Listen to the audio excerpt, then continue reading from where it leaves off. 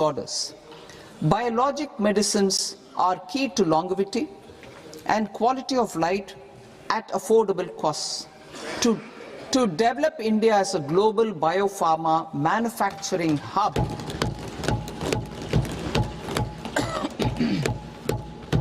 I propose the Biopharma Shakti with an outlay of 10,000 crores over the next 5 years. This will build the ecosystem for domestic production of biologics and biosimilars. The strategy will include a biopharma-focused network with 3 new national institutes of pharmaceutical education and research, popularly known as NIPERs, and upgrading 7 existing ones. It will also create a network of 1,000 accredited India clinical trials sites. We propose to strengthen the Central Drug Standard Control Organization to meet global standards and approve timeframes through and approval timeframes through a dedicated scientific review cadre and specialists. India's Semiconductor Mission 1.0 expanded India's semiconductor sector capabilities.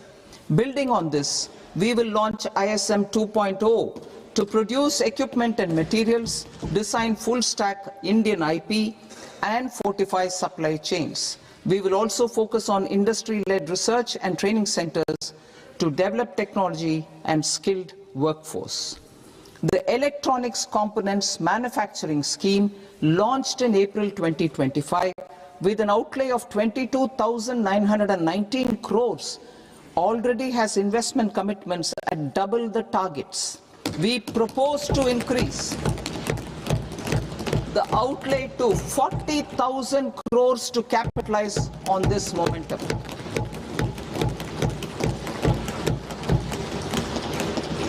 A scheme for rare earth permanent magnets was launched in 2025 November. We now propose to support the mineral-rich states of Odisha, Kerala, Andhra Pradesh and Tamil Nadu to establish dedicated rare earth corridors to promote mining, processing, research and manufacturing. To enhance domestic chemical production and reduce import dependency, we will launch a scheme to support states in establishing 3 dedicated chemical parks through challenge route on a cluster-based plug-and-play model. Strong capital goods.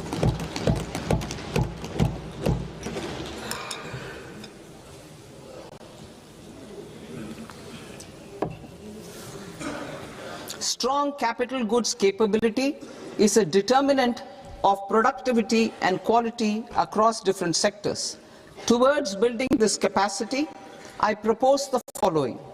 High-tech tool rooms will be established by central public sector enterprises at 2 locations as digitally enabled automated service bureaus that locally design, test and manufacture high-precision components at scale and at lower cost. 2. A scheme for enhancement of construction and infrastructure equipments will be introduced to strengthen domestic manufacturing of high value and technologically advanced CIE.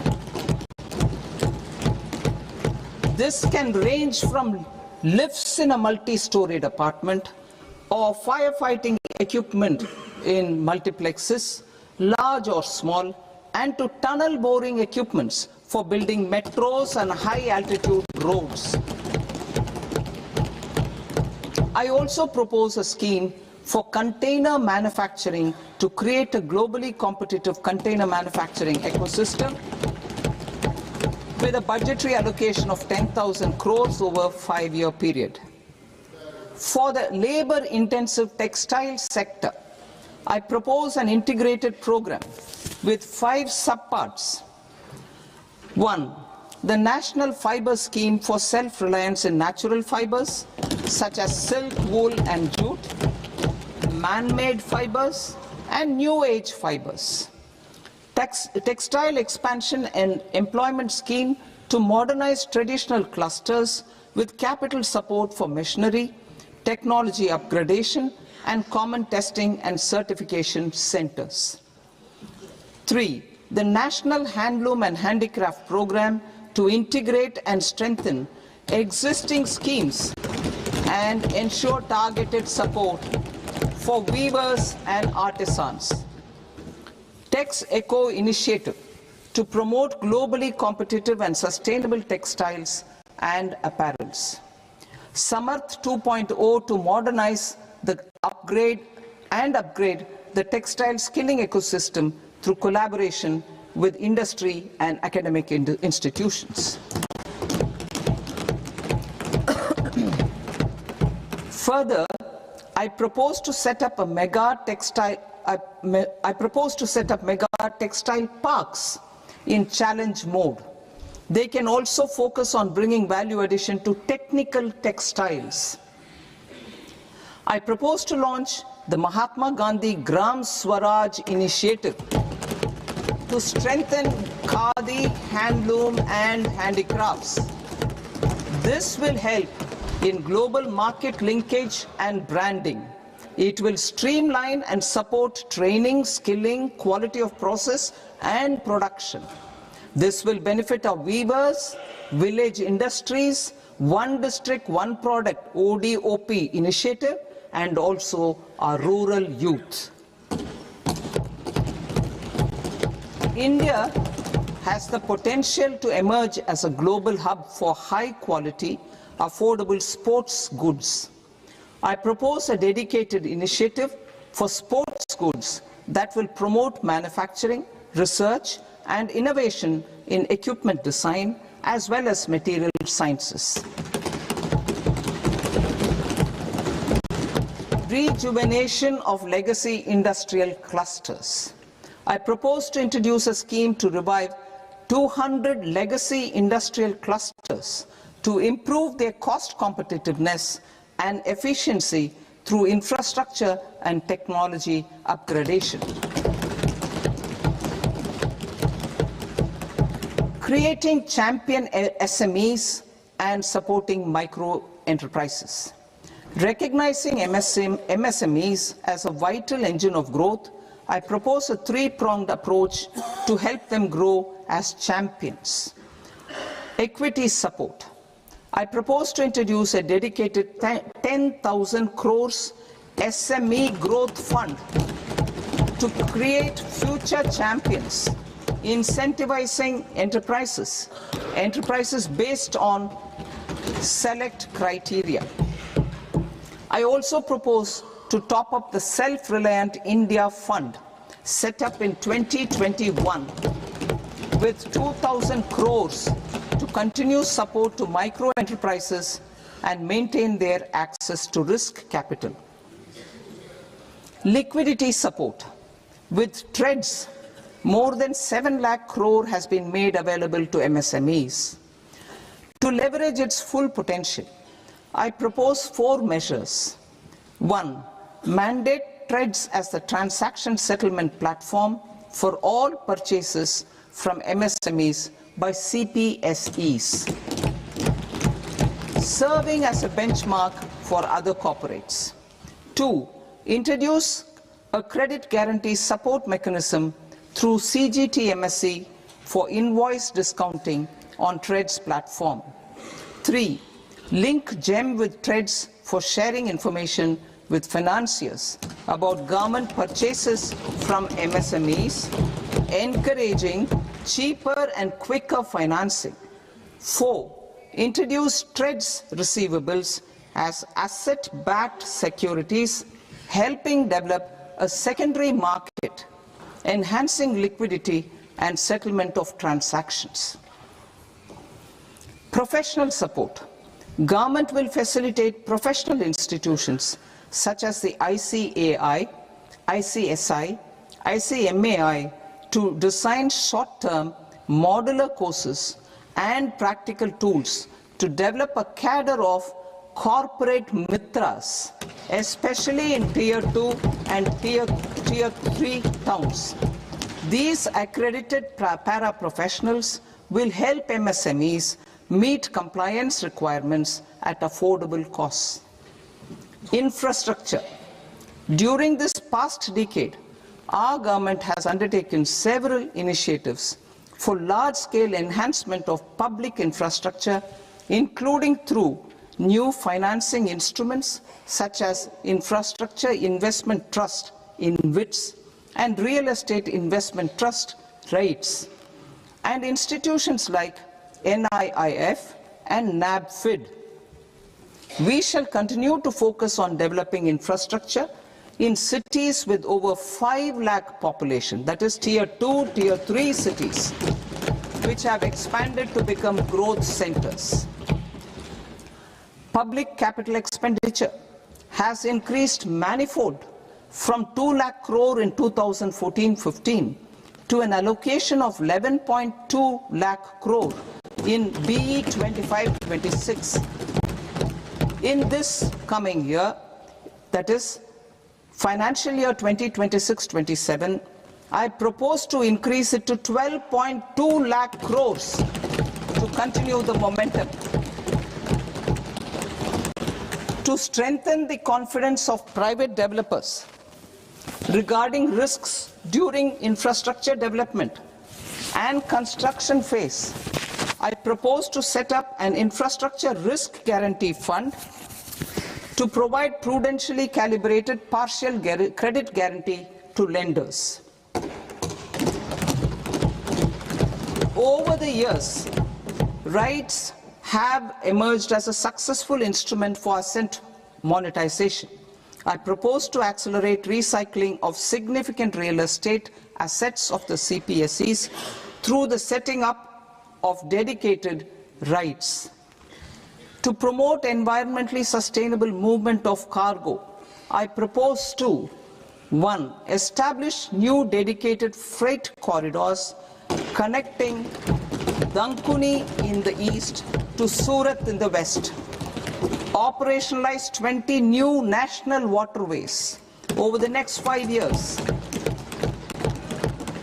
starting with National Waterways 5 in Orissa to connect mineral-rich areas of Talcher and Angul and industrial centers like Kalinga Nagar to the ports of Paradeep and Dhamra.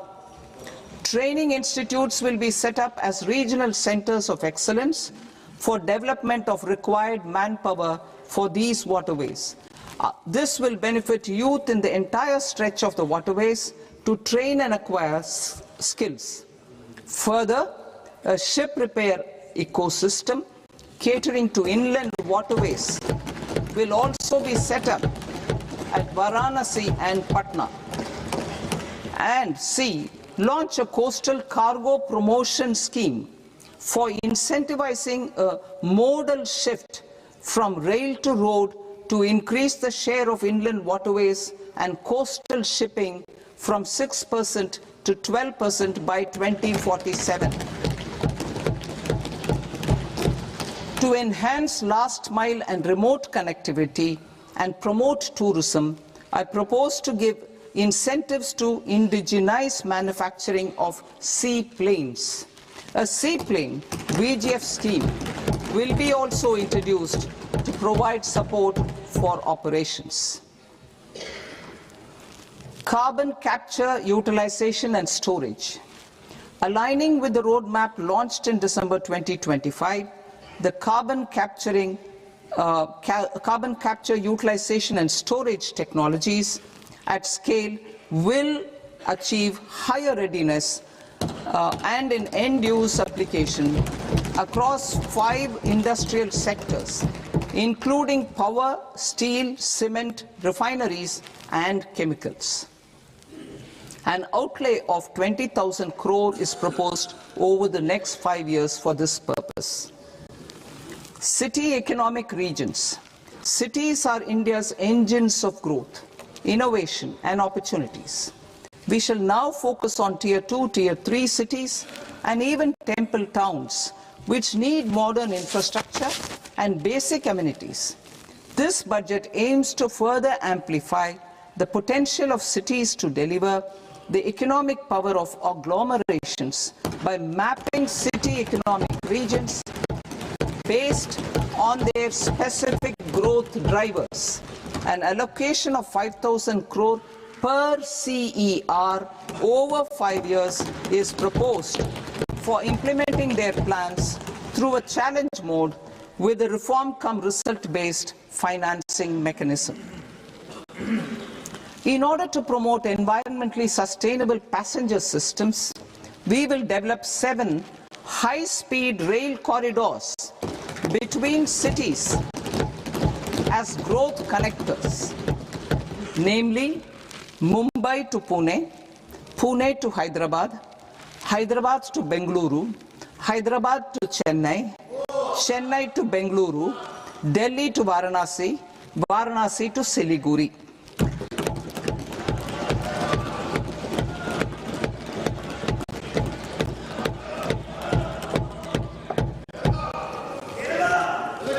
Financial sector. The Indian banking sector today is characterized by strong balance sheet, historic highs in profitability, improved asset quality, and coverage exceeding 98% of villages in the country. At this juncture, we are well placed to futuristically evaluate the measures needed to continue on the path of reform-led growth of this sector. I propose setting up a high-level committee on banking for Vikasit Bharat. High-level committee on banking for Vikasit Bharat to comprehensively review the sector and align it with India's next phase of growth, while safeguarding financial stability, inclusion, and consumer protection. The vision for NBFCs for Vikasit Bharat has been outlined with clear targets for credit disbursement and technology adoption in order to achieve scale and improve efficiency in the public sector NBFCs. As a first step, it is proposed to restructure the Power Finance Corporation and Rural Electrification Corporation. I propose a comprehensive review of the foreign exchange management non-debt instruments rules to create a more contemporary, user-friendly framework for foreign investments consistent with India's evolving economic priorities. Corporate bond market. I propose to introduce a market-making framework with suitable access to funds and derivatives on corporate bond indices. I also propose to introduce total return swaps on corporate bonds. Municipal bonds. To encourage the issuance of municipal bonds of higher value by larger cities, I propose an incentive of 100 crore rupees for a single bond issuance. 100 crore rupees for a single bond issuance of more than 1,000 crore. The current scheme under Amrit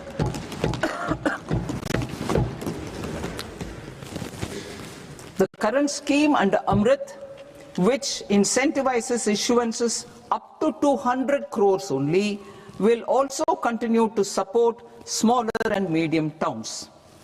That will also continue to support the smaller and medium towns. Ease of doing business. Individual persons resident outside India, PROI, will be permitted to invest in equity instruments of listed Indian companies through the portfolio investment scheme. It is also proposed to increase the investment limit for an individual PROI under the scheme from 5% to 10%, with an overall investment limit for all individual PROIs to 24% from the current 10%. Emerging technologies including AI. 21st century is technology driven. Adoption of technology is for the benefit of all people. Farmers in the field, women in STEM, youth keen to upskill, and Divyangjan to access newer opportunities. The government has taken several steps to support new technologies through AI Mission, National Quantum Mission, Anusandhan National Research Fund, and Research and Development and Innovation Fund. Our second kartavya is to fulfill aspirations and build capacities. Close to 25 crore individuals have come out of multi-dimensional poverty through a decade of our government's sustained and reform-oriented efforts.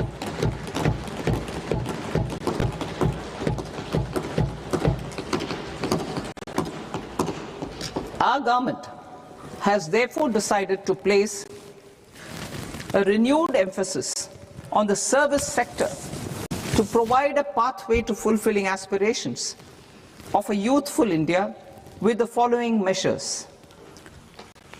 I propose to set up a high-powered education to employment and enterprises standing committee to recommend measures that focus on services sector as a core driver of Vikasit Bharat. This will make us a global leader in services with a 10% global share by 2047. The committee will prioritize areas to optimize the potential for growth, employment, and exports. They will also assess the impact of emerging technologies, including AI, on jobs and skill requirements and propose measures thereof. To create a range of skilled career pathways, a new range of skilled career pathways for our youth, I propose interventions in the following sectors. Health.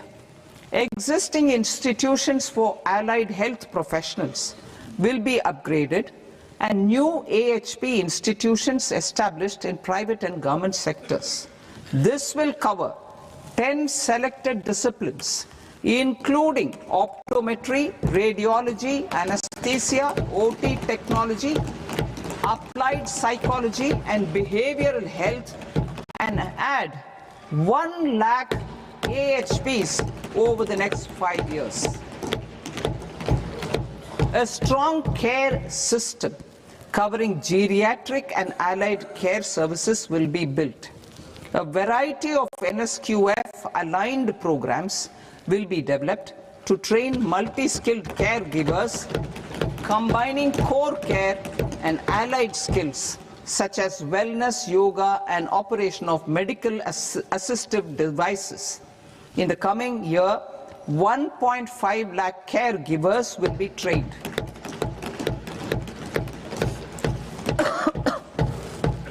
Hubs for medical value tourism. To promote India as a hub for medical tourism services, I propose to launch a scheme to support states in establishing 5 regional medical hubs in partnership with the private sector. These hubs will serve as integrated healthcare complexes that combine medical, educational, and research facilities. They will have Ayush centers, medical value tourism facilitation centers, and infrastructure for diagnostics, post-care, and rehabilitation. These hubs will provide diverse opportunities, job opportunities for health professionals, including doctors and AHPs. Ancient Indian yoga, already respected in several parts of the world, was given a mass global recognition when Honorable Prime Minister took it to the UN. Post-COVID, Ayurveda gained a similar global acceptance and recognition. Exporting quality Ayurveda products helps farmers who grow the herbs and youth who process the products. To meet growing global demand, a few more steps are being taken. I propose to 1. Set up 3 new All India Institutes of Ayurveda. Two, upgrade Ayush pharmacies and drug testing labs for higher standards of certification ecosystem and make available more skilled personnel. Three, upgrade the WHO Global Traditional Medicine Center in Jamnagar to bolster evidence-based research, training and awareness for traditional medicine. Animal husbandry. Livestock contributes to close to 16% of farm income, including of poor and marginal households. To scale up availability of veterinary professionals by more than 20,000, I propose to roll out a loan-linked capital subsidy support scheme for establishment of veterinary and para-veterinary colleges, veterinary hospitals, diagnostic laboratories, and breeding facilities in private sector. Collaboration between Indian and foreign institutions will also be facilitated. Orange economy. India's animation, visual effects, gaming and comics sector, ABGC sector, is a growing industry projected to require 2 million professionals by 2030. I propose to support the Indian Institute of Creative Technologies, Mumbai, in setting up ABGC content creator labs in 15,000 secondary schools all over the country and 500 colleges. The Indian design industry is expanding rapidly, and yet there is a shortage of Indian designers. I propose to establish, through Challenge Route, a new National Institute of Design to boost design education and development in the eastern region of India. Education. Our government will support states through Challenge Route in creating 5 university townships in the vicinity of major industrial and logistics corridors. These planned academic zones will host multiple universities, colleges and research institutions, skill centers and residential complexes. In higher education, STEM institutions, prolonged hours of study and laboratory work pose some challenges for girl students. Through VGF, Viability Gap Funding and capital support, one girls' hostel will be established in every district.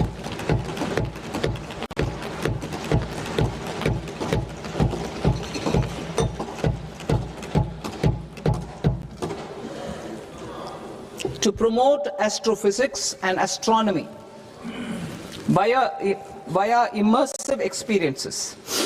4 telescope infrastructure facilities will be set up or upgraded. The National Large Solar Telescope, the National Large Optical Infrared Telescope, the Himalayan Chandra Telescope, and the Cosmos 2 Planetarium. Tourism. The tourism sector has the potential to play a large role in the employment generation, forex earnings, and expanding the local economy. I propose to set up a National Institute of Hospitality by upgrading the existing National Council for Hotel Management and Catering Technology. It will function as a bridge between academia, industry, and government.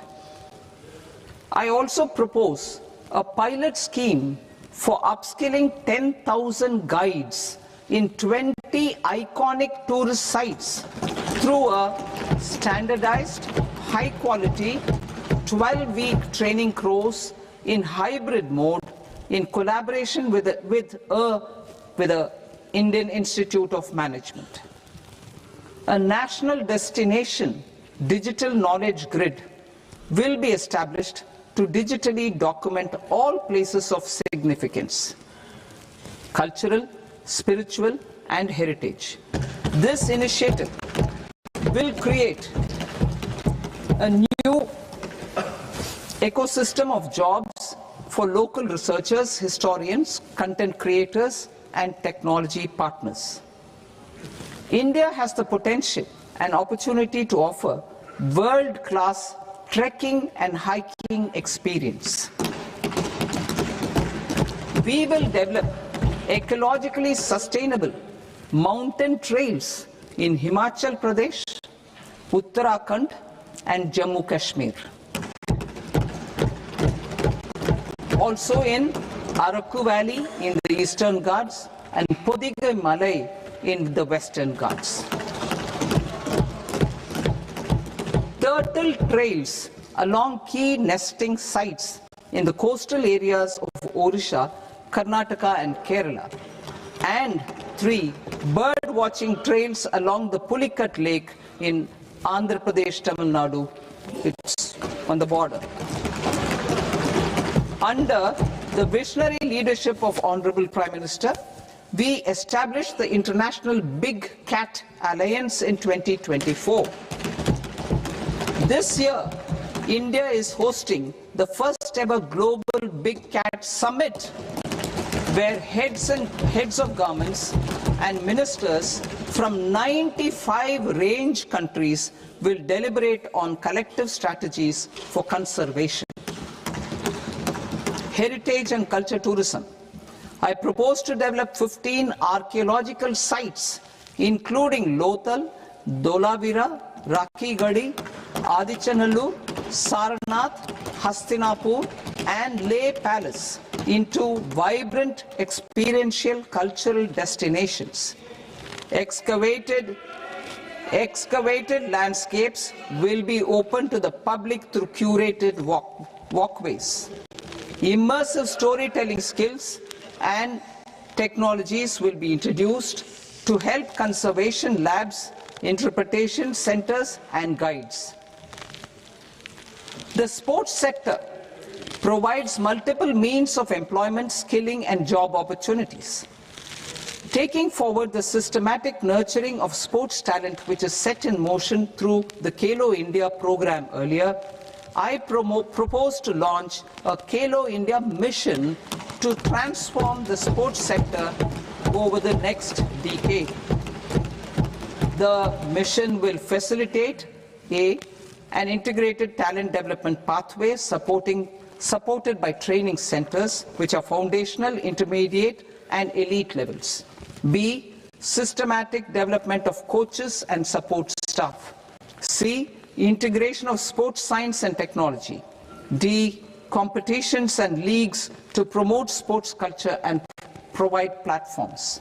And E, development of sports infrastructure for training and competition. Our third Kartavya aligns with our vision of Sabka Saath, Sabka Vikas towards Vikasit Bharat. This requires targeted efforts for 1, increasing farmer incomes through productivity enhancement and entrepreneurship, with special attention to small and marginal farmers. B, empowering Divyangjan through access to livelihood opportunities, training, and high-quality assistive devices. C, empowering the vulnerable to access mental health and trauma care. D, focus on the Purvodaya states and the Northeast region to accelerate development and employment opportunities. Fisheries. We will undertake initiatives for integrated development of 500 reservoirs and Amrit Sarovars. 2, strengthen the fisheries value chain in coastal areas and enable market linkages involving startups and women-led groups together with fish farmer producer organizations. Animal husbandry. To provide quality employment opportunities in rural and peri-urban areas, we will support the animal husbandry sector in entrepreneurship development through A, credit-linked subsidy program, B, scaling up and modernization of livestock enterprises, C, enhanced creation of livestock, dairy, and poultry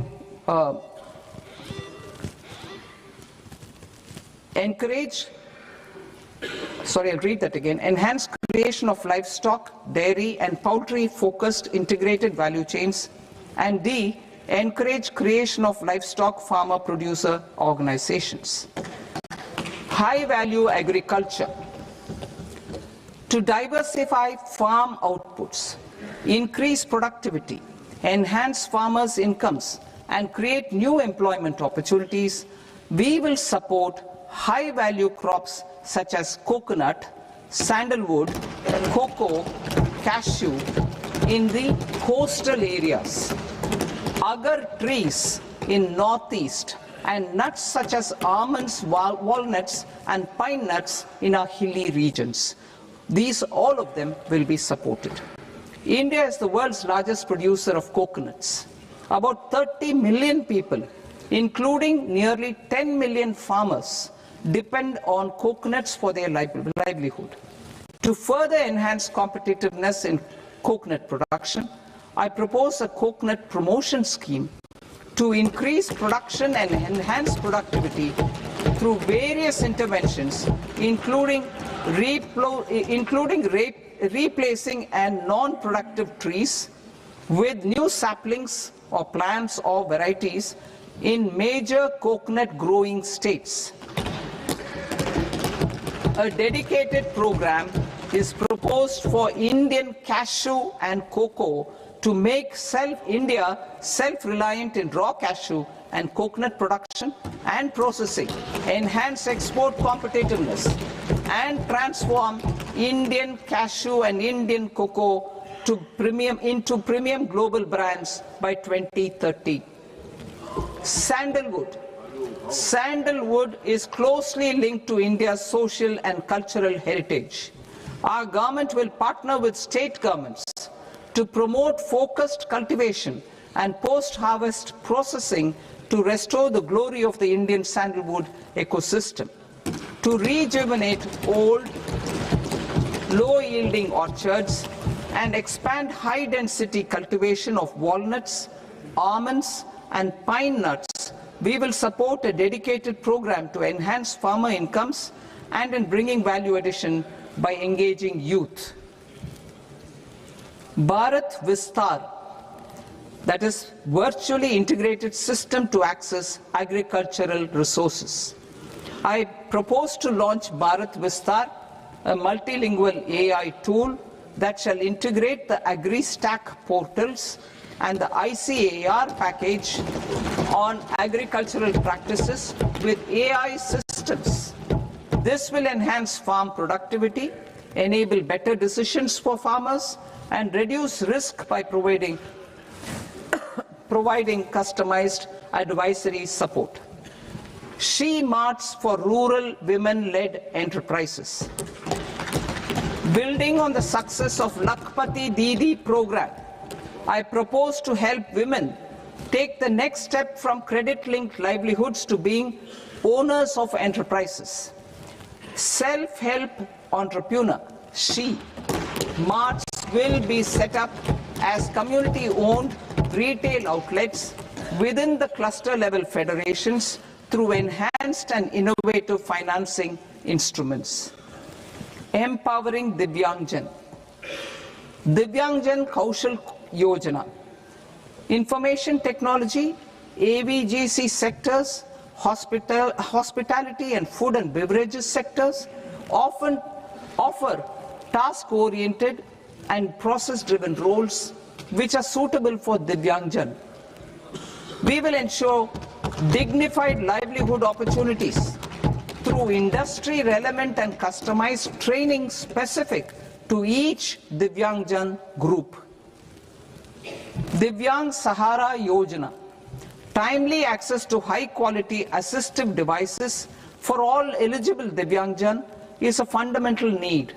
I propose to 1. Support the Artificial Limbs Manufacturing Corporation of India, ALIMCO, to set up and to scale up production of assistive devices, invest in R&D and AI integration, strengthen PM Divyasha Kendras, and supporting support setting up of assistive technology marts as modern retail style centers where Divyangjan and senior citizens can see, try and purchase assistive products. Reaffirming our commitment to mental health and trauma care. There are no national institutes for mental health care in North India. We will therefore set up a NIMHANS 2 and also upgrade national mental health institutes in Ranchi and in Tezpur as regional apex institutions. Emergencies expose families, particularly the poor and vulnerable, to unexpected expenditure. We will strengthen and increase these capacities by 50% in district hospitals by establishing emergency and trauma care centers. Focus on Purvodaya states and northeastern regions. Purvodaya. I propose the development of an integrated East Coast industrial corridor with a well-connected node at Durgapur, creation of 5 tourism destinations in 5 Purvodaya states, and the provision of 4,000 e-buses. Buddhist sites in northeastern region. The northeastern region is a civilizational confluence of Theravada and Mahayana or Vajrayana traditions. I propose to launch a scheme for development of Buddhist circuits in Arunachal Pradesh, Sikkim, Assam, Manipur, Mizoram and Tripura. The scheme will cover preservation of temples and monasteries, pilgrimage interpretation centers, connectivity and pilgrim amenities. 16th Finance Commission. On 17th November 2025, the 16th Finance Commission submitted its report to the President. As mandated under Article 281 of the Constitution, the government is to lay the report along with the explanatory memorandum on the action taken report on the recommendations of the Commission in Parliament, which, Sir, Honourable Speaker, you've allowed me to do at the commencement of the session. The government has accepted the recommendation of the Commission to retain the vertical share of devolution at 41%. As recommended by the Commission, I have provided 1.4 lakh crores of rupees to the states for the year 2026-2027 as Finance Commission grants.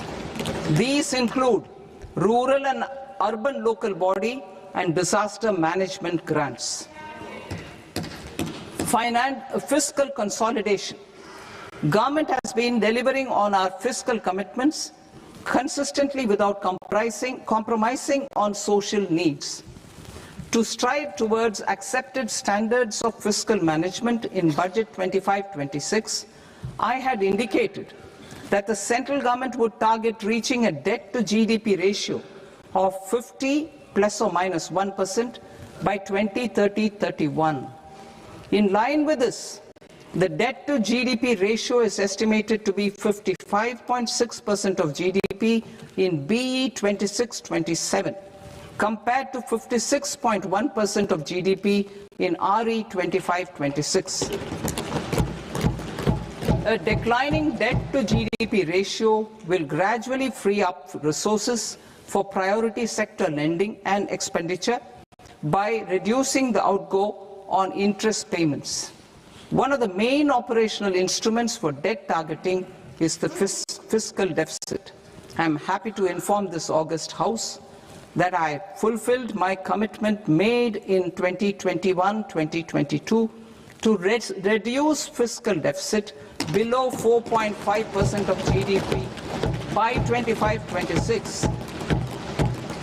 In RE 25-26, the fiscal deficit has been estimated at par with BE of 2025-26 at 4.4% of GDP.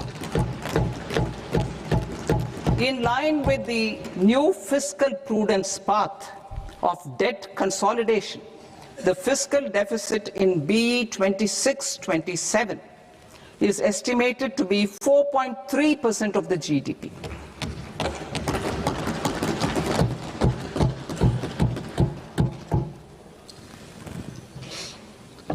The revised estimates of the non-debt receipts are 34 lakh crore rupees, of which the centre's net tax receipts are 26.7 lakh crore.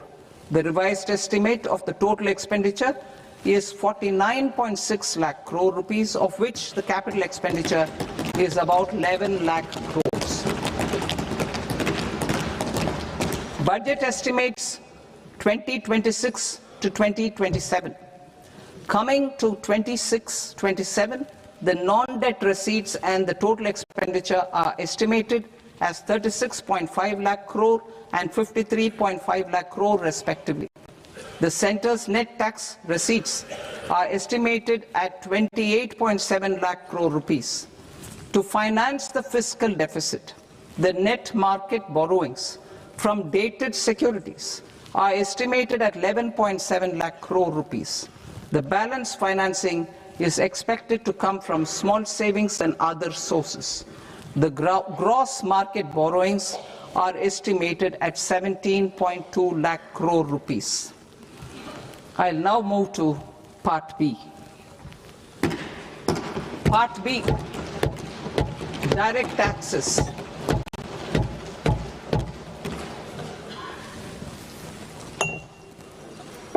Honorable Speaker, sir, I now present my proposals on direct taxes. New Income Tax Act. In July 2024, I announced a comprehensive review of the Income Tax Act 1961. This was completed in a record time, and the Income Tax Act 2025 will come into effect from 1st April 2026. The simplified income tax rules and forms will be notified shortly, giving adequate time to taxpayers to acquaint themselves with its requirements. The forms have been redesigned such that ordinary citizens can comply without difficulty. Ease of living.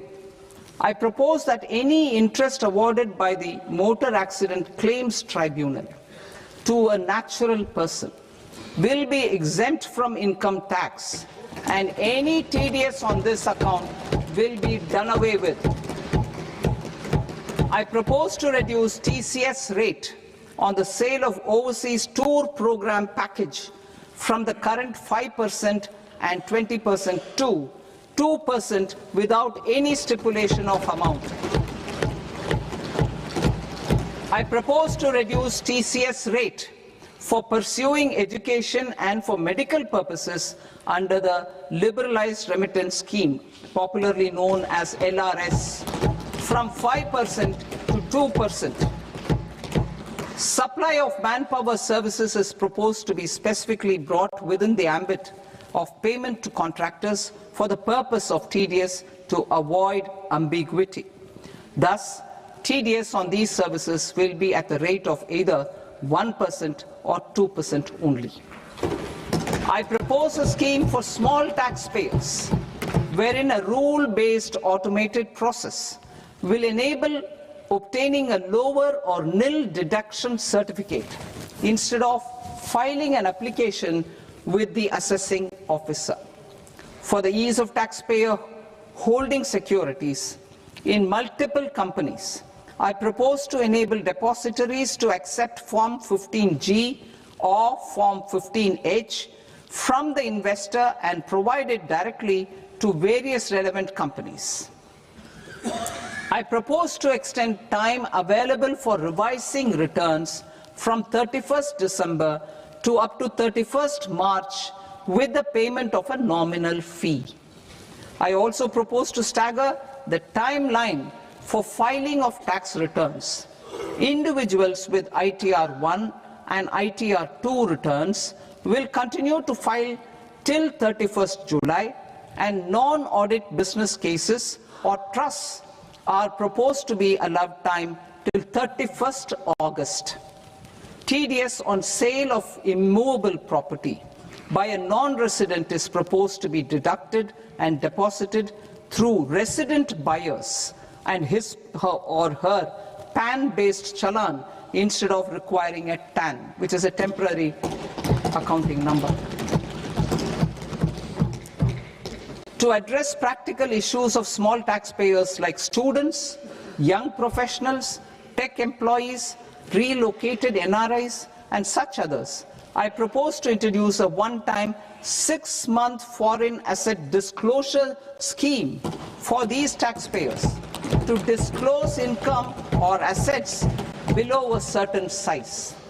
This scheme would be applicable for two categories of taxpayers, namely A, who did not disclose their overseas income or assets, and B, who disclosed their overseas income and or paid due tax but could not declare the asset acquired. For category A, the limit of undisclosed income or asset is proposed to be up to 1 crore rupees. They need to pay 30% of fair market value of asset or 30% of undisclosed income as tax and 30% as additional income tax in lieu of penalty, and would thereby get immunity from prosecution. For category B, asset value is proposed to be up to 5 crore rupees. Here, immunity from both penalty and prosecution will be available with a payment of fee of 1 lakh rupees. Rationalizing penalty and prosecution. Multiplicity of proceedings are hindrance to the ease of doing business. I propose to integrate assessment and penalty proceedings by way of a common order for both. There will be no interest liability on the taxpayer on the penalty amount for the period of appeal before the first appellate authority, irrespective of the outcome of appeal process. Further, quantum of prepayment is being reduced from 20% to 10% and will continue to be calculated only on core tax demand. As an additional measure for reducing litigation, I propose to allow taxpayers to update their returns even after reassessment proceedings have been initiated, and an additional 10% tax rate over and above the rate applicable for the relevant year. The assessing officer will then use only this updated return in his proceedings. There is already a framework for immunity from penalty and prosecution in the cases of underreporting. I propose to apply this framework for immunity to misreporting too. However, in such a case, the taxpayer will need to pay 100% of the tax amount as an additional income tax over and above the tax and interest due. Penalties for certain technical defaults, such as failure to get accounts audited, non-furnishing of transfer pricing audit report, and default in furnishing statement for financial transactions are proposed to be converted into fee.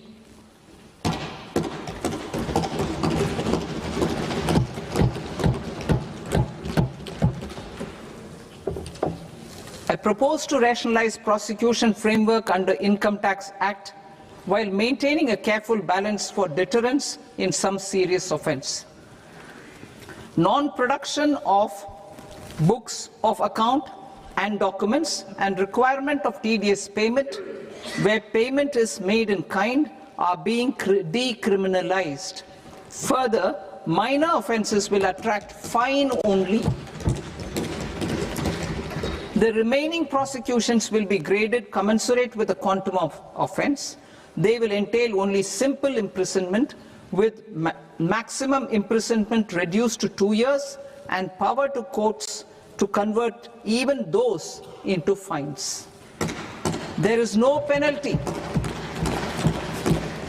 There is no penalty presently for non-disclosure of non-immovable foreign assets with aggregate value less than 20 lakh rupees. I propose to also provide them with immunity from prosecution with retrospective effect from 1/10/2024.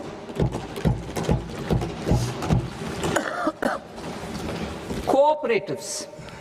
Deduction is already allowed to a primary cooperative society engaged in supplying milk, oilseeds, fruits or vegetables raised or grown by its members.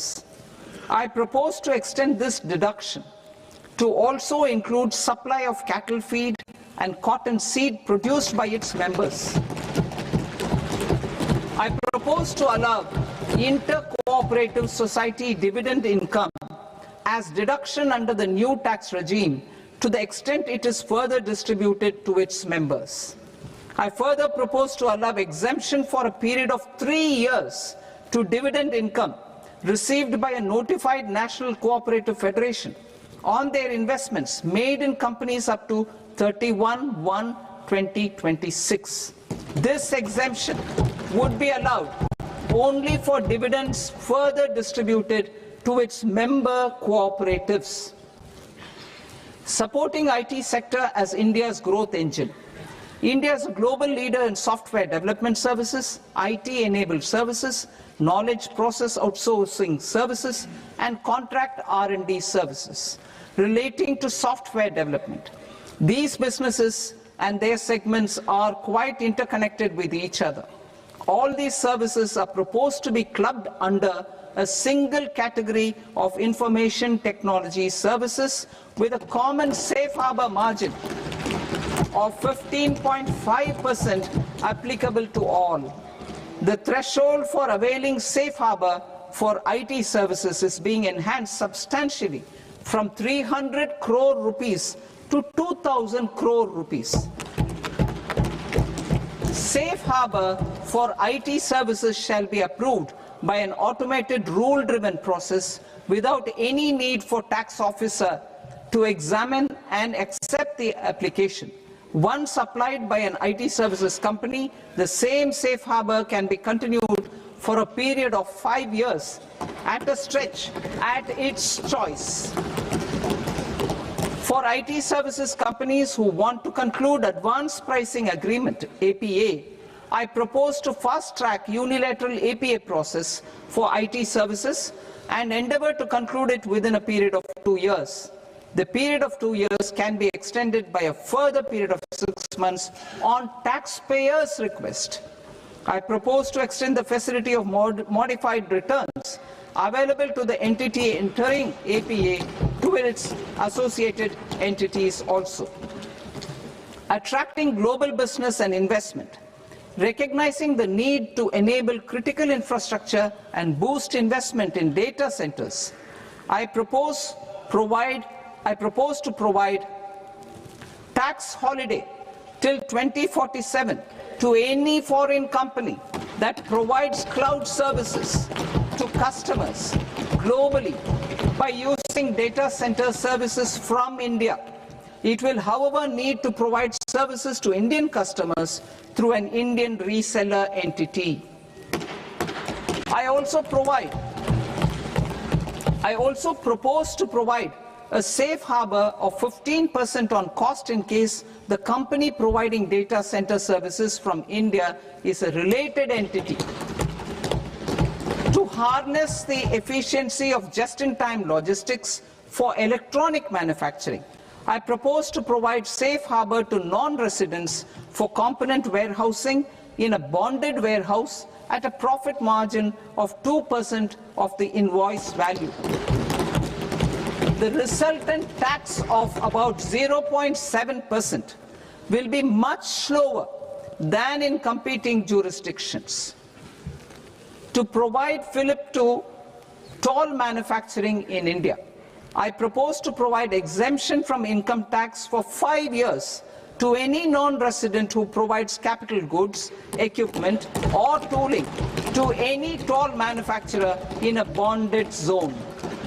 To encourage vast pool of global talent to work in India for a longer period of time, I propose to provide exemption to global, non-India sourced income of a non-resident expert for a stay period of 5 years under notified schemes. I propose to provide exemption from minimum alternate tax, the MAT, to all non-residents who pay tax on presumptive basis. Tax administration. I propose to constitute a joint committee of Ministry of Corporate Affairs and Central Board of Direct Taxes for incorporating the requirements of income computation and disclosure standards, the ICDS, in the Indian Accounting Standards, IND AS itself. Separate accounting requirement based on ICDS will be done away with from the tax year 27-28. To support Prime Minister Modi's vision of homegrown accounting and advisory firms to become global leaders, I propose to rationalize the definition of accountant for the purposes of safe harbor rules. Other tax proposals. Change in taxation of buyback was brought in to address the improper use of buyback route by promoters. In the interest of minority shareholders, I propose to tax buyback for all types of shareholders as capital gains. However, to disincentivize misuse of tax arbitrage, promoters will pay an additional buyback tax. This will make effective tax 22% for corporate promoters. For non-corporate promoters, the effective tax will be 30%. TCS rate for sellers of specific goods, namely alcoholic liquor, scrap and minerals, will be rationalized to 2%, and that on tendu leaves will be reduced from 5% to 2%. I propose to raise the STT on futures to 0.05% from the present 0.02%. STT on options premium and exercise of options are both proposed to be raised to 0.15% from the present rate of 0.1% and 0.125% respectively. We reformed the taxation landscape for corporates in 2019 by providing them a simplified regime with lower tax rate so that they could productively focus on business rather than on claim of deductions and exemptions.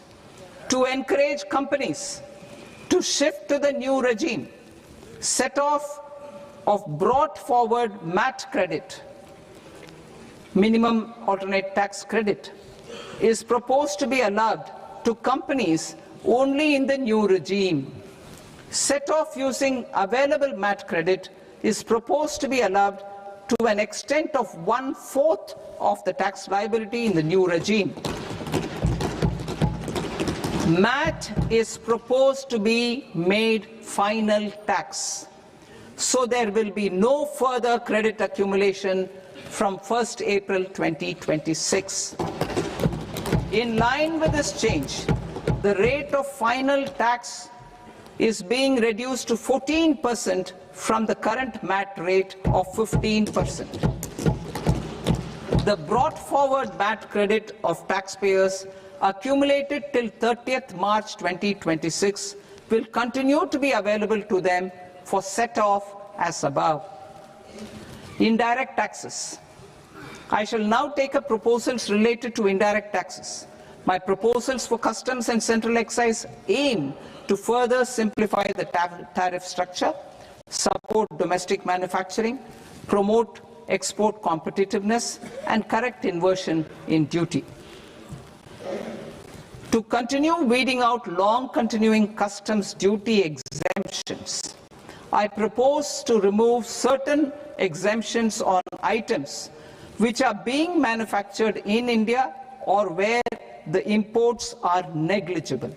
Similarly, to further simplify the process of ascertaining the rate of duty applicable on a particular item, I propose to incorporate certain effective rates in various customs notifications to the tariff schedule itself.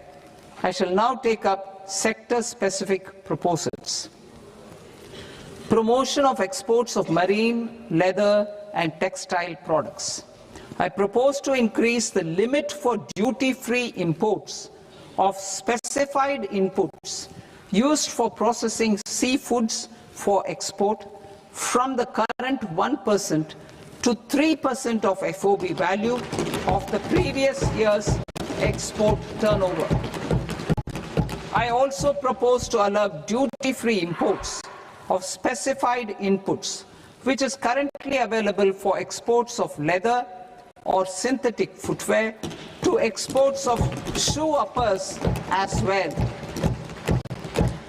I propose to extend the time period for export of final product from the existing 6 months to 1 year for exporters of leather or textile garments, leather or synthetic footwear and other leather products. Energy transition and security. I propose to extend the basic customs duty exemption given to capital goods used for manufacturing lithium-ion cells for batteries to those used for manufacturing lithium-ion cells for battery energy storage systems also. I propose to exempt basic customs duty on import of sodium antimonate for use in manufacture of solar glass. Nuclear power.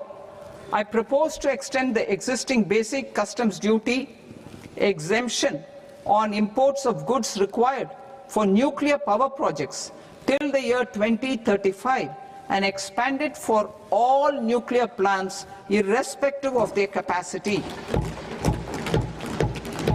Critical minerals. It is proposed to provide basic customs duty exemption to the import of capital goods required for the processing of critical minerals in India. Biogas blended CNG. I propose to exclude the entire value of biogas while calculating the central excise duty payable on biogas blended CNG. Civil and defense aviation. I propose to exempt basic customs duty on components and parts required for the manufacture of civilian training and other aircrafts. It is proposed to exempt basic customs duty on raw materials imported for the manufacture of parts of aircraft to be used in maintenance, repair or overall requirements by units in the defense sector. Electronics. To deepen value addition in the consumer electronics sector, I propose to exempt basic customs duty on specified parts used in the manufacture of microwave ovens. Special economic zone. To address the concerns arising about utilization of capacity by manufacturing units in the special economic zones due to global trade disruptions, I propose as a special one-time measure to facilitate sales by eligible manufacturing units in SEZs to the domestic tariff area at concessional rates of duty. The quantity of such sales will be limited to a prescribed proportion of their exports. Necessary regulatory changes will be undertaken to operationalize the measures while ensuring level playing field for the units working in the DTA. Ease of living. To rationalize the customs duty structure for goods imported for personal use, I propose to reduce the tariff rate on all dutiable goods imported for personal use from 20% to 10%. To provide relief to patients, particularly those suffering from cancer, I propose to exempt basic customs duty on 17 drugs or medicines. I propose also to add 7 more rare diseases for the purposes of exempting import duties on personal imports of drugs, medicines, and food for special medical purposes used in their treatment. Customs process. India's role and share in the global trade is poised for a major leap in line with our ambition and journey towards Vikasit Bharat. In this regard, I propose many measures for custom processes to have minimal intervention for smoother and faster movement of goods and greater certainty to the trade. Trust-based systems. I propose to enhance duty deferral period for Tier 2 and Tier 3 authorized economic operators, known as AEOs, from 15 days to 30 days. I propose to provide eligible manufacturer importers the same duty deferral facility. This should encourage them to get themselves accredited as a full-fledged Tier 3 AEO in due course. To provide greater certainty and for better business planning, I propose to extend validity period of advance ruling binding on customs from the present 3 years to 5 years. In the spirit of the whole of government approach,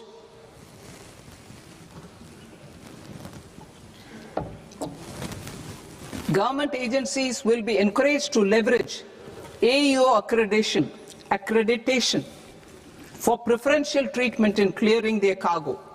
Regular importers with trusted long-standing supply chains will be recognized in the risk system so that the need for verification of their cargo every time can be minimized.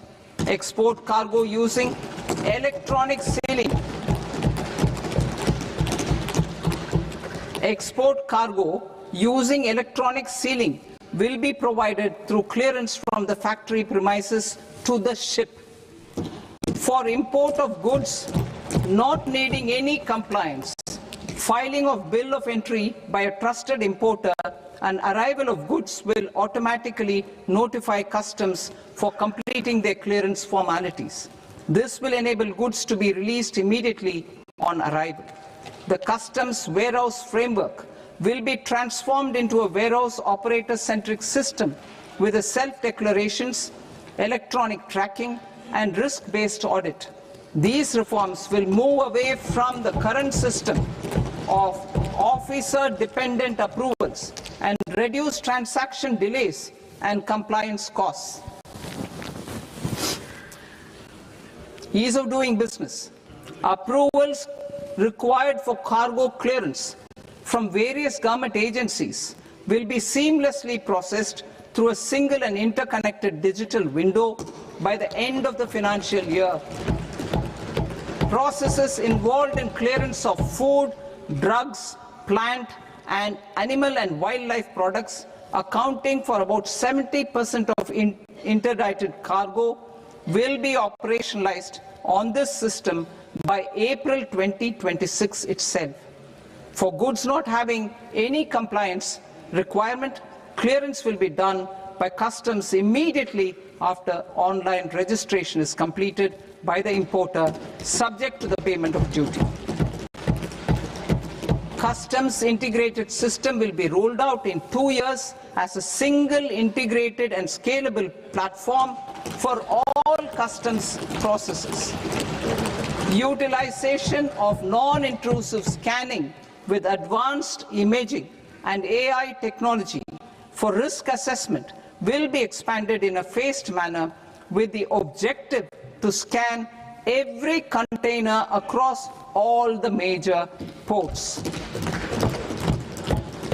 New export opportunities to support Indian fishermen to fully harness the economic value of marine resources beyond our territorial waters. The following measures will be taken. A. Fish catch by an Indian fishing vessel in exclusive economic zone or on the high seas will be made free of duty.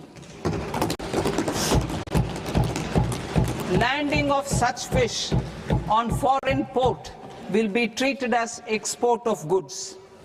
Safeguards will be put in place to prevent misuse during fish catch, transit, or transshipment. To support aspirations of India's small businesses, artisans, and startups to access global markets through e-commerce, I am pleased to announce complete removal of the current value cap of 10 lakh rupees per consignment on courier exports. In addition, handling of rejected and returned consignments will be improved with effective use of technology for identifying such consignments.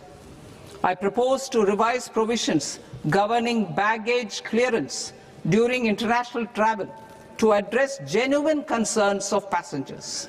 The revised rules will enhance duty-free allowances in line with the present-day travel realities and provide clarity in temporary carriage of goods brought in or taken out. There are honest taxpayers who are willing to settle disputes by paying all their dues, but they get deterred due to negative connotation associated with penalty. They will now be able to close cases by paying an additional amount in lieu of penalty. Honorable Speaker, sir, with this, I commend the budget to this august House. Jai Hind.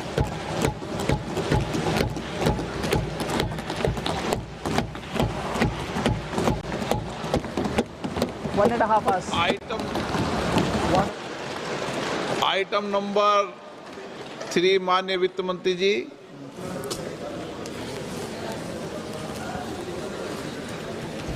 Item number 2, sir. 3. Sir, with your permission, I rise to lay on the table of the following statements under Section 3, 1 of the Fiscal Responsibility and Budget Management Act of 2003. Medium-term fiscal policy, fiscal policy strategy statement, and macroeconomic framework statement. Item number 4, माननीय वित्त मंत्री जी. Sir, with your permission, I move for leave to introduce the Finance Bill 2026. प्रश्न ये कि विधेयक को पुनर्स्थापित करने की अनुमति प्रदान की जाए. जो सदस्य इस पक्ष में हाँ गए, जो सदस्य विरोध में ना गए, मेरे विचार में निर्णय हाँ वालों के पक्ष में हाँ वालों के पक्ष में अनुमति प्रदान की जाती है. माननीय मंत्री जी, अब विधेयक पूरे स्थापित करें. Sir, I introduce the bill. माननीय सदस्यगण, आपको सूचित किया जाता है कि माननीय वित्त मंत्री जी के बजट भाषण की कॉपी पब्लिकेशन काउंटर पर ली जाती है. बजट भाषण और बजट से संबंधित दस्तावेज आपके मोबाइल फोन और मेंबर पोर्टल्स पर ही उपलब्ध है. सभा की कार्रवाई कल सोमवार दिनांक 2 फरवरी 2026 को प्राप्त 11 बजे तक के लिए स्थगित की जाती है.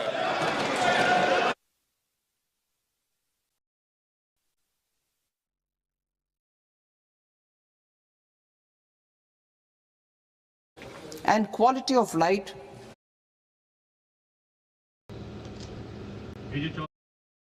pharma, manufacturing.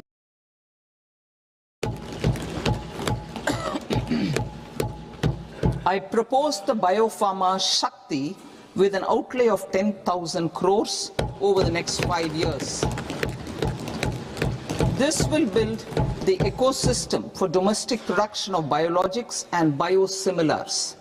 The strategy will include a biopharma-focused network with 3 new national institutes of pharmaceutical education and research, popularly known as NIPERs, and upgrading 7 existing ones.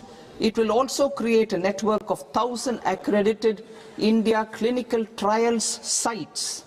We propose to strengthen the Central Drug Standard Control Organization to meet global standards and approve timeframes through approval timeframes through a dedicated scientific review cadre and specialists.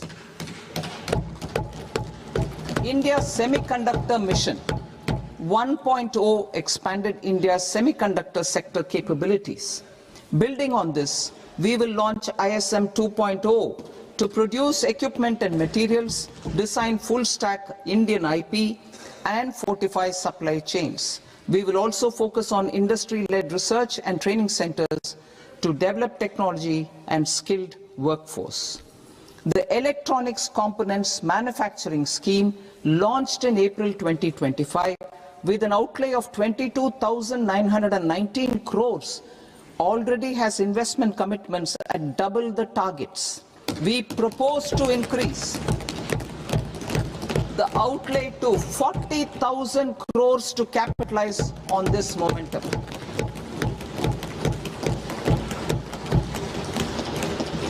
A scheme for rare earth permanent magnets was launched in 2025 November.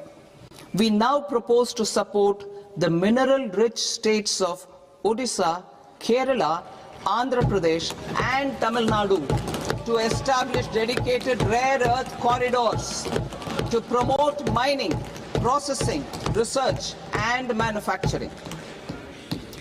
To enhance domestic chemical production and reduction import dependency and reduce import dependency, we will launch a scheme to support states in establishing 3 dedicated chemical parks through challenge route on a cluster-based plug-and-play model.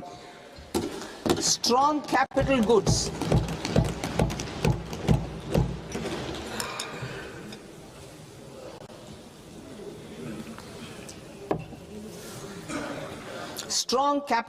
capability is a determinant of productivity and quality across different sectors. Towards building this capacity, I propose the following. High-tech tool rooms will be established by central public sector enterprises at 2 locations as digitally enabled automated service bureaus that locally design, test and manufacture high-precision components at scale and at lower cost. 2. A scheme for enhancement of construction and infrastructure equipments will be introduced to strengthen domestic manufacturing of high value and technologically advanced CIE. This can range from lifts in a multi-storied apartment or firefighting equipment in multiplexes, large or small, and to tunnel boring equipments for building metros and high-altitude roads. I also propose a scheme for container manufacturing to create a globally competitive container manufacturing ecosystem with a budgetary allocation of 10,000 crores over a 5-year period. For the labor-intensive textile sector, I propose an integrated program with 5 subparts. 1. The National Fiber Scheme for self-reliance in natural fibers, such as silk, wool and jute, man-made fibers and new age fibers. Textile expansion and employment scheme to modernize traditional clusters with capital support for machinery, technology upgradation and common testing and certification centers. 3. The National Handloom and Handicraft Program to integrate and strengthen existing schemes and ensure targeted support for weavers and artisans. Tex Eco Initiative to promote globally competitive and sustainable textiles and apparels. Samarth 2.0 to modernize the upgrade the textile skilling ecosystem through collaboration with industry and academic institutions. Further, I propose to set up mega textile parks in challenge mode. They can also focus on bringing value addition to technical textiles. I propose to launch the Mahatma Gandhi Gram Swaraj initiative to strengthen khadi, handloom and handicrafts. This will help in global market linkage and branding. It will streamline and support training, skilling, quality of process and production. This will benefit our weavers, village industries, One District, One Product ODOP initiative and also our rural youth. India has the potential to emerge as a global hub for high quality, affordable sports goods. I propose a dedicated initiative for sports goods that will promote manufacturing, research, and innovation in equipment design as well as material sciences. Rejuvenation of legacy industrial clusters. I propose to introduce a scheme to revive 200 legacy industrial clusters to improve their cost competitiveness and efficiency through infrastructure and technology upgradation. Creating champion SMEs and supporting micro enterprises. Recognizing MSMEs as a vital engine of growth, I propose a three-pronged approach to help them grow as champions. Equity support. I propose to introduce a dedicated 10,000 crores SME growth fund to create future champions, incentivizing enterprises based on select criteria. I also propose to top up the Self-Reliant India Fund set up in 2021 with 2,000 crores to continue support to micro enterprises and maintain their access to risk capital. Liquidity support. With TREDS, more than 7 lakh crore has been made available to MSMEs. To leverage its full potential, I propose 4 measures. 1. Mandate TREDS as the transaction settlement platform for all purchases from MSMEs by CPSEs, serving as a benchmark for other corporates. 2. Introduce a credit guarantee support mechanism through CGT MSE for invoice discounting on TREDS platform. 3. Link GEM with TREDS for sharing information with financiers about government purchases from MSMEs, encouraging cheaper and quicker financing. 4. Introduce TREDS receivables as asset-backed securities, helping develop a secondary market, enhancing liquidity and settlement of transactions. Professional support. Government will facilitate professional institutions such as the ICAI, ICSI, ICMAI to design short-term modular courses and practical tools to develop a cadre of corporate mitras, especially in Tier 2 and Tier 3 towns. These accredited para-professionals will help MSMEs meet compliance requirements at affordable costs. Infrastructure. During this past decade, our government has undertaken several initiatives for large-scale enhancement of public infrastructure, including through new financing instruments such as Infrastructure Investment Trust (InvITs) and Real Estate Investment Trust (REITs), and institutions like NIIF and NABFID. We shall continue to focus on developing infrastructure in cities with over 5 lakh population, that is Tier 2, Tier 3 cities, which have expanded to become growth centers. Public capital expenditure has increased manifold from 2 lakh crore in 2014-15 to an allocation of 11.2 lakh crore in BE 25-26.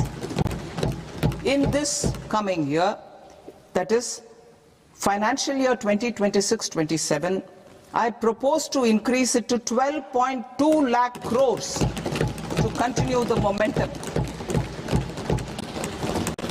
To strengthen the confidence of private developers regarding risks during infrastructure development and construction phase, I propose to set up an infrastructure risk guarantee fund to provide prudentially calibrated partial credit guarantee to lenders. Over the years, REITs have emerged as a successful instrument for asset monetization. I propose to accelerate recycling of significant real estate assets of the CPSEs through the setting up of dedicated rights. To promote environmentally sustainable movement